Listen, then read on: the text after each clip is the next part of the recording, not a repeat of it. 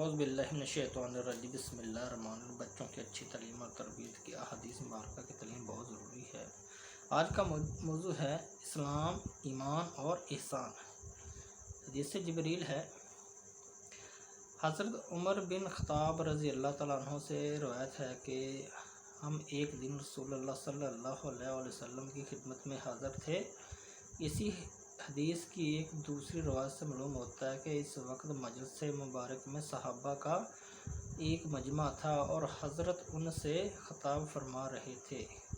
فتح کہ اچانک ایک شخص سامنے سے نمودار ہوا جس کے کپڑے نہایت سفید اور بال بہت ہی زیادہ سیاہ تھے، اور اس شخص پر سفر کا کوئی اثر بھی معلوم نہیں ہوتا تھا، جس سے خیال ہوتا تھا کہ یہ کوئی بیرونی شخص نہیں ہے۔ اسی کے ساتھ یہ بات بھی تھی کہ ہم میں سے کوئی شخص اس نوآورد کو پہچانتا نہ تھا، جس سے خیال ہوتا تھا کہ یہ کوئی باہر کا آدمی ہے۔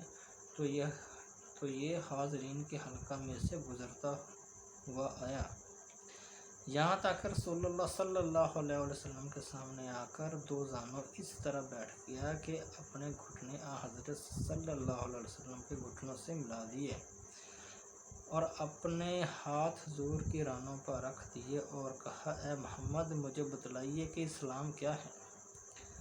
آپ نے فرمایا، اسلام یہ ہے، یعنی اس کے ارکان یہ ہیں کہ دل و زبان سے تم یہ شہادت ادا کرو کہ اللہ کے سوا کوئی الہ، کوئی ذات عبادت اور بندگی کے لائق نہیں، اور محمد اس کے رسول ہیں، اور نماز قائم کرو اور زکوٰۃ ادا کرو اور ماہ رمضان کے روزے رکھو، اور اگر حج بیت اللہ کی تم استطاعت رکھتے ہو تو حج کرو۔ اس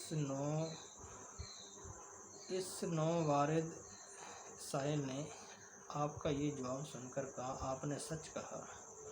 راوی حدیث حضرت عمر رضی اللہ تعالیٰ عنہ کہتے ہیں کہ ہم کو اس پر تعجب ہوا کہ یہ شخص پوچھتا بھی ہے اور پھر خود تصدیق اور تصویب بھی کرتا جاتا ہے۔ اس کے بعد اس شخص نے عرض کیا، اب مجھے بتلائیے کہ ایمان کیا ہے؟ آپ نے فرمایا، ایمان یہ ہے کہ تم اللہ کو اور اس کے فرشتوں اور اس کی کتابوں اور اس کے رسولوں اور یوم آخر یعنی روز قیامت کو حق جانو اور حق مانو، اور ہر خیر و شر کی تقدیر کو بھی حق جانو اور حق مانو۔ یہ سن کر بھی اس نے کہا، آپ نے سچ کہا۔ اس کے بعد اس شخص نے عرض کیا، مجھے بتلائیے کہ احسان کیا ہے؟ آپ صلی اللہ علیہ وسلم نے فرمایا، احسان یہ ہے کہ اللہ کی عبادت اور بندگی تم اس طرح کرو گویا تم اس کو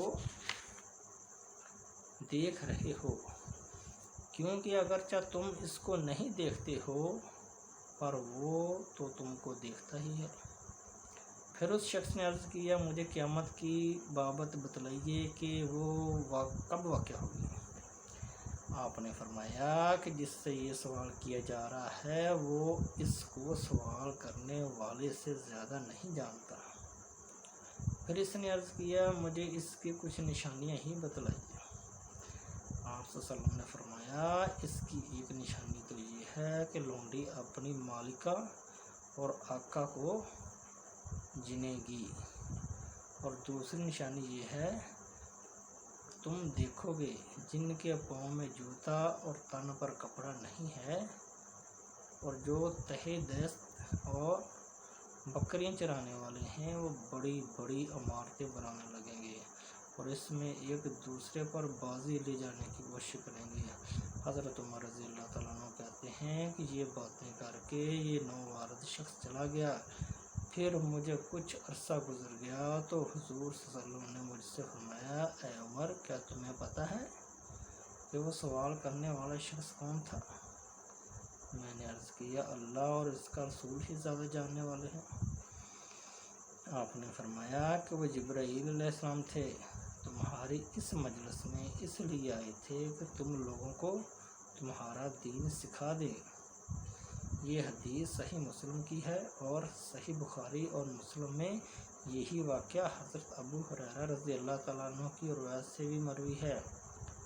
اس حدیث کی تشریح میں حضرت مولانا محمد منظور نعمانی رحمہ اللہ فرماتے ہیں، اس حدیث میں سائل کے سوال کے جواب میں حضرت صلی اللہ علیہ وسلم نے 5 امور کا بیان فرمایا ہے: اسلام، دوسرے ایمان، تیسرے احسان، چوتھے قیامت کے متعلق انتباہ کہ اس کا وقت خاص اللہ کے سوا کسی کے علم میں نہیں، اور 5ویں قیامت سے پہلے ظاہر ہونے والی بعض علامات۔